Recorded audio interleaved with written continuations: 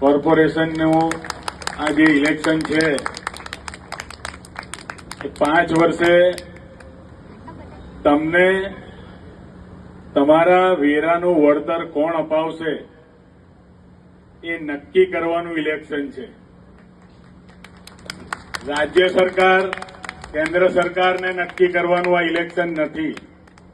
તમે ભરેલા ટેક્સનું વળતર, તમને રોડ રસ્તા, નળ ગટરને રસ્તા, ચોખ્ખું પાણી, એ તમામ સુવિધાઓ કોણ પૂરી પાડશે એ આપે અમારી આ પેનલ જોઈને નક્કી કરવાનું છે। મારી સાથે વાઘોડિયાના પૂર્વ ધારાસભ્ય એવા મધુભાઈ શ્રીવાસ્તવની દીકરી નીલમબેન શ્રીવાસ્તવ છે। રનિંગ કાઉન્સિલર જે મારી માફક ભારતીય જનતા પાર્ટીને રામ રામ કહીને મારી સાથે જ આવી ગયા એવા પારુલબેન પટેલ છે। એમની જગ્યાએ ડમી ઉમેદવાર તરીકે જેમનું ફોર્મ ભરવામાં આવ્યું હતું એવા હિતેશભાઈ માછી, જેમનું ફોર્મ મંજૂર થયું અને તેઓ ઉમેદવાર થયા, પણ રાજેન્દ્રભાઈએ પણ મેદાન નથી છોડ્યું। અમારી આ પેનલને જંગી બહુમતીથી જીતાડવાની નેમ લઈને આજે અમારી સાથે હાજર છે। એ પણ અમારી એક શક્તિ વધારી છે। સામેવાળાએ ગમે તેમ કરવાની કોશિશ કરી, અમારી પેનલને જે મજબૂતાઈ હતી એને નબળી કરવાની કોશિશ કરી, પણ એની સાથે એકની જગ્યાએ અમને મા અંબેના 2 વાઘ મળી ગયા છે। એટલે એટલું ચોક્કસ કહીશ કે આ પેનલ મજબૂત છે અને આવનાર દિવસમાં 26 તારીખે આપ એને જંગી બહુમતીથી જીતાડશો। કારણ કે આપ આટલી બધી સમયથી અમારા માટે બેઠા છો, એ જ બતાવે છે કે તમે અમારા માટે કેટલો ઉત્સાહ ધરાવો છો।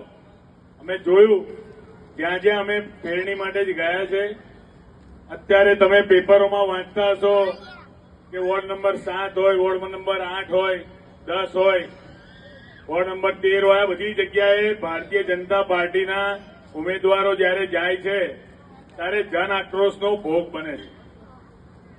ત્યારે અમે જ્યાં જઈએ છીએ ત્યાં સામેથી લોકોએ આવકાર્યા છે અને કીધું છે કે તમે કામ કર્યા છે અને કામ કરે એને મત માંગવાનો અધિકાર છે, અને અધિકારના ભાગરૂપે આજે અમે તમારી વચ્ચે આવ્યા છીએ। ખૂબ મજબૂત પેનલ છે। મધુભાઈ આ વિસ્તારમાં પહેલા ધારાસભ્ય પણ રહી ચૂક્યા છે વાઘોડિયા વિધાનસભામાંથી।